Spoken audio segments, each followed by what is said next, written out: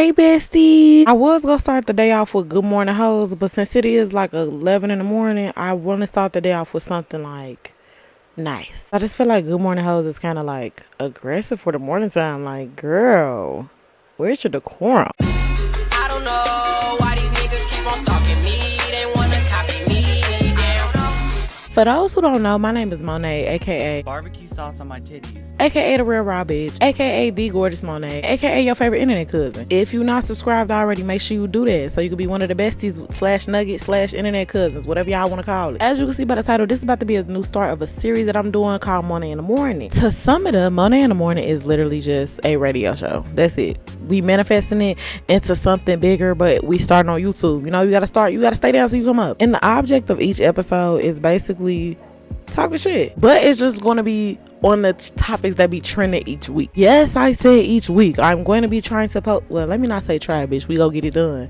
I'm gonna be posting every Monday, Wednesday, and Friday, and sometimes on Saturday. I might do every other Saturday, or I might do each first Saturday of the month. I don't know yet. If I'm feeling froggy, I might give y'all a little extra something every Saturday, but we gotta like move gradually, you know, take baby steps. I do want to say before I start speaking on these topics, these is my opinions, so if you don't like them, to a brick. I just say that because a lot of people be feeling like when they subscribe to somebody, they supposed to have all the same view. Like, I would hope that it's certain shit that I've said that where y'all like, bestie, I can't get behind that, because it's like, if we besties for real, that's what a real bestie ship is. We're not supposed to agree with everything. Y'all know I do not like being a yes bitch, and I do not like yes bitches around me. So yeah, it's okay to disagree, but just keep it respectful though. Because one thing about me, a lot of people don't like saying what is on their mind because they be scared they go get ate up. But me, I'm fat as hell. You can eat me up and catch diabetes. I don't give a damn. But we don't have to argue. Like, I feel like a lot of people feel like when it comes to debating, you have to argue. Me, I don't like arguing. So when I do argue, I'ma show out. I'm showing my whole ass, like literally. Because I don't know, one thing about me and arguing, sometimes I am wrong. I can admit that. The grown bitch in me can admit that I be wrong sometimes. But the fact that I just got you mad as hell over an opinion when we could have had like a conversation like an adult, I'ma just keep trolling. Like, I been knew I was wrong like 30 minutes ago. I just like the fact that you're pissed off now. You ever made somebody so mad they could chew bricks like that? Oh, I love that. So yeah, with that being said, let's talk some shit. First on the docket, I want to talk about bully humor in the black community, because this recent situation that popped off with G Herbo, Shitty Southside, and Funny Marco, it just was not rubbing my fupa the right way. For those who know, for those who don't, basically Funny Marco do these podcast videos with different social media celebrities and different like celebrity. Recently he did an interview with Southside. I'm not even sure that G Herbo was a part of the interview, but still it kind of blew me, because it's like Southside was acting cool. That nigga was cool as the other side of the pillow before G Herbo got on that podcast.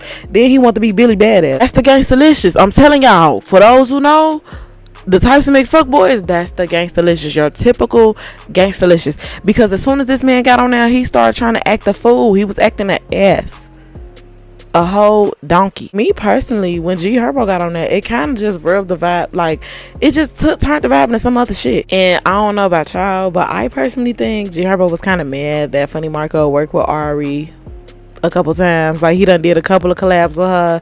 They've been on each other platforms. I just feel like that's where the animosity came from, and the fact that he was kind of drunk. But it's just like, he was really acting little mama as fuck on that show. He was really being a mean girl that day. Who the fuck put champagne in your cereal, Herb? Carrying on with the show, it was just I've seen clips. I didn't watch the whole podcast. I didn't have the intentions on watching the whole podcast, because I just feel like when I catch secondhand embarrassment from a 30-minute video, I mean, not a 30-minute video, from like a 30-second or like a 15-second video like TikTok or Instagram, I don't want to see the rest. I don't want to cringe through a whole video. I do not want to feel like I have to shit the whole video because I'm embarrassed for you. So yeah, I didn't watch the whole video, didn't feel like watching the whole podcast, but I did see the clips on Twitter and Instagram and like Facebook and shit like that. And what I saw was all I really needed to know when it comes to, hold on, my lips is dry as hell.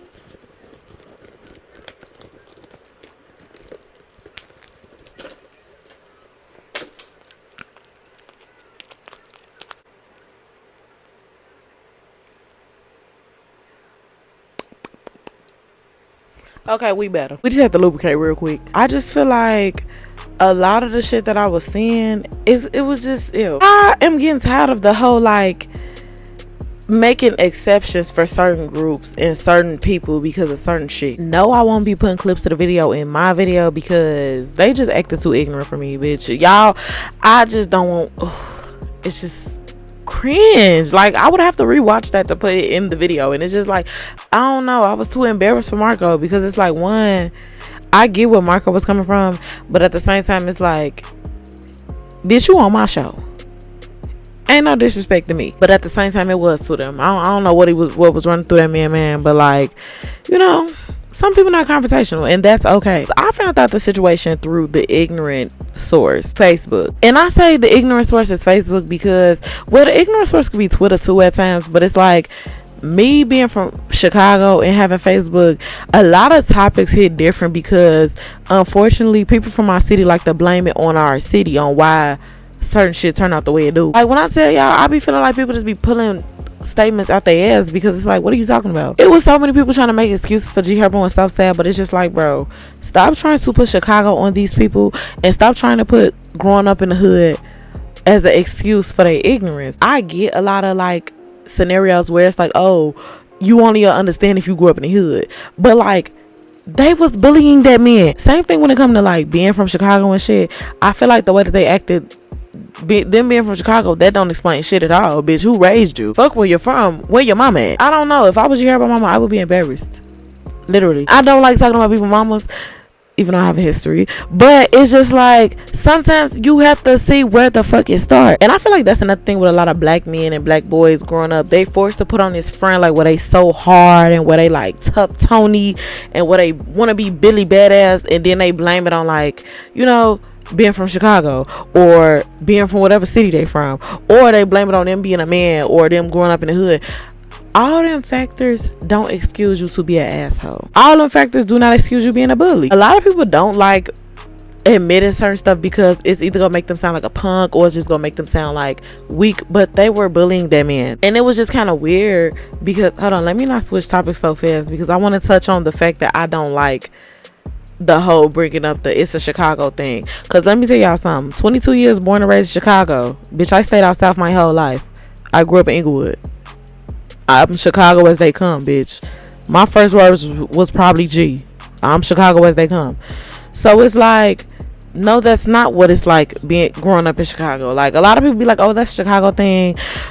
No, that's not. That's bully humor in the black community. That's literally what the fuck that is. And for those who don't know what bully humor is, it's literally just when you punking somebody as a joke, but it's for your enjoyment. Bitch, a joke is where both of us could share a laugh. You embarrassing me. I don't find this funny. Maybe it's just me, but I can tell when somebody is playing in my face. And I feel like Marco knew they was playing in his face too, because everybody was like, oh, I thought that was a skit. That was a skit. I wish the fuck somebody would drink Henny out of a cup and throw the rest of it at my head and break my $30,000 watch as a skit. Cause now I'm gonna have to skip my foot up your ass. And I feel like a lot of people was trying to make it seem like, oh, that's just how boys play. That's how boys play. That's a lot of y'all problem. And that's what brings us to the next topic. I feel like a lot of people in the black community is raising these little boys up to die. It gotta be said. I don't like the word death, but like when it come to like spitting facts and bringing the truth to the light, we gonna have to just call it how I see it. Situations like that where somebody is bullying somebody that they don't deem as like, you know, tough, or they don't deem as somebody that they don't have respect for, that's where that come in with the raising black boys to die. Because all these boys be thinking that they gotta be hard. Yeah, baby, you don't have to be hard. It's so many type of black men that you could be in the world. I feel like a lot of little boys, they feel like being cool and, you know, kind of fitting into that image of these rappers where they be talking about getting back at the ops and all that shit. I feel like that's what little boys think the norm is now. And this actually reminds me of this video that recently had went viral of this little boy rapping. I don't know how old he is for real, but everybody on the net is saying that this boy is 6 years old. And no, I'm not showing this video either. I'm gonna put the links to the videos, but like, ew. Like, I don't know. It was just kind of pissing me off how everybody was like egging this little boy on with this type of behavior, because it's like, okay, where's your mother? And for the ones who don't know what video I'm talking about, I'll put the little picture, like I'll put a thumbnail or something like that. But it's basically this boy that went viral for rapping, and everybody was like, oh, his flow hard, and it was cool. But mind y'all, the little clip I seen, he just said something about doing 60 miles running from 12. Even though I still feel like that's inappropriate for a 6-year-old to be talking about, because it's like, baby, 60 miles ain't even that damn fast. 12 is catching you.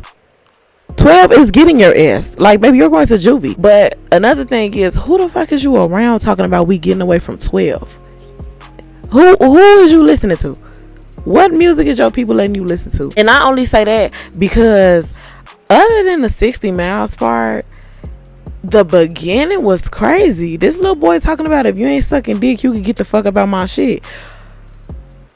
Little boy, where is your mama? And on top of that, it's just like, why are you talking like that? Who is you around, and what are you listening to, and who are you, like, who is your role model that you watching to get this information from, to be talking like this? Then it was grown ass men in the background of the video cheering him on and shit. I'm just like, okay. Every time I see little boys like that, I think of Yummy Sandifer. I'm gonna give a small background because this video is not solely about him, but I think I might do a separate video on him if I kind of got the like mental man to do it. Because y'all, when I first heard this story when I was young, I was so obsessed with this little boy. It was just like, that shit was crazy to me, how he was doing all this like big man shit, and he was only 11 years old. And it was because he was in the hands of people that was taking advantage of him. He didn't have no family to stay with, because of the family he was staying with was abusive and shit like that.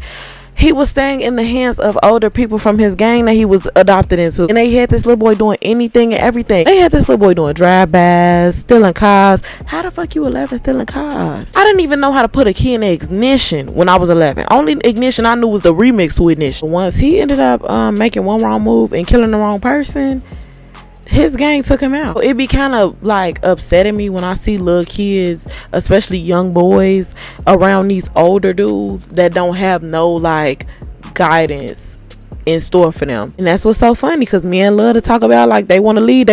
Y'all not leading these little boys into shit but death. And it's so crazy because a lot of this is normalized. A lot of people was like, oh my god, I don't see why everybody's hating. I don't see why everybody is in their feelings. He's, you know, people started young. Bow Wow started rapping when he was young. But yeah, and Bow Wow wasn't, well, let me not even say he was in the hands of safety, because you know that's a whole nother story. But at the same time, the stuff that Bow Wow was rapping about back then, it was like, it was kind of appropriate for his age. The little boy, I don't even know his name, but like with the boy that was rapping the 60 Miles video, it was just kind of like, if you want to rap about some shit you can relate to. You like, you know, and for people that be like, oh, people be in shit they shouldn't be doing young, so he probably can't relate to that doesn't mean that he should be able to relate to that. And I hate that people try to make that shit normal in the black community. Before somebody say something about me continuing to say black community, these is issues that we deal with. I'm a black woman, a pro-black woman at that, so I'm always gonna touch on the topic. Leave it to me, I'm gonna call some shit out. A lot of people like to sit back and yeah, no bitch, if I got the platform, I'm gonna speak on it. I don't give a damn. Of course, if somebody can relate to something, I get that's why they're talking about it, but I just feel like if a 6-year-old is relating to doing the dash, and if a girl is not sucking wee, then they could get the fuck out. If he is related to that at 6 years old, that says something. This actually make me think of how it's so normalized for young boys to be in the streets, over sexualized at a young age, having sex, having kids at a young age. That low-key make me think of every time another young black boy is showing signs of like anything opposite of that, they're immediately deemed as gay. For example, Jada Waiter and Lil Baby's son Loyal. And Loyal is one of the funniest celebrity kids ever to me, other than like Yo Sign and Northwest. Like, that little boy is so funny. One thing that I love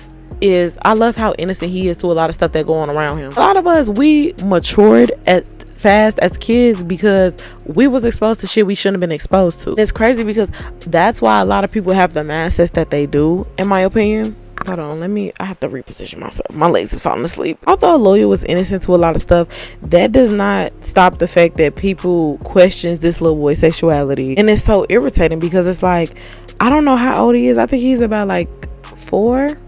I don't know, y'all. The time be going by so fast. These celebrity kids grow faster than my damn hair. So look, bear with me. Either way, he's still young. Like, he's still a toddler, and like, why is y'all trying to put a sexuality on a little kid just because of his mannerisms, just because of his personality? And it's so funny because people love to make jokes when Jada posts him like, oh, he need to be around his daddy, he need to be.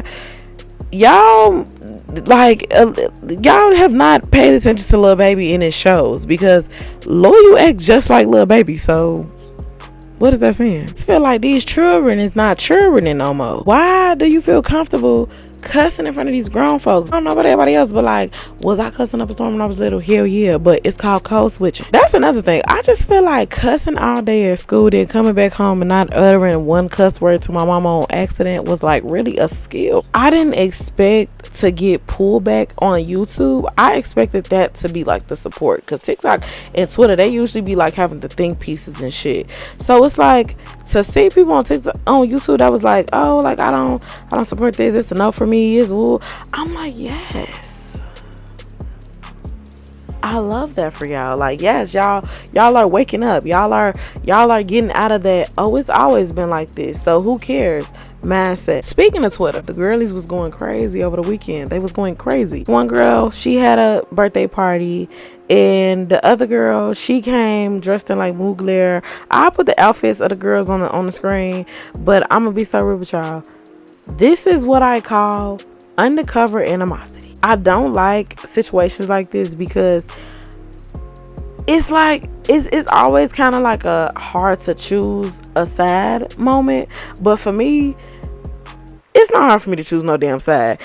And I don't know, I don't want my opinion to come off as biased, but being a person that's always been in friendships with a bitch is doing me bogus and she's being weird, I was instantly on the birthday girl side. And let's put this out there also. The girl who was being confronted, she was the weird one from jump. She was the one that posted the video. I don't care what nobody say. I get people be like, oh, people use social media as their diary now, so maybe she was just using it to vent. Maybe she genuinely felt the way about her friend saying that she tried to outdo her on her birthday.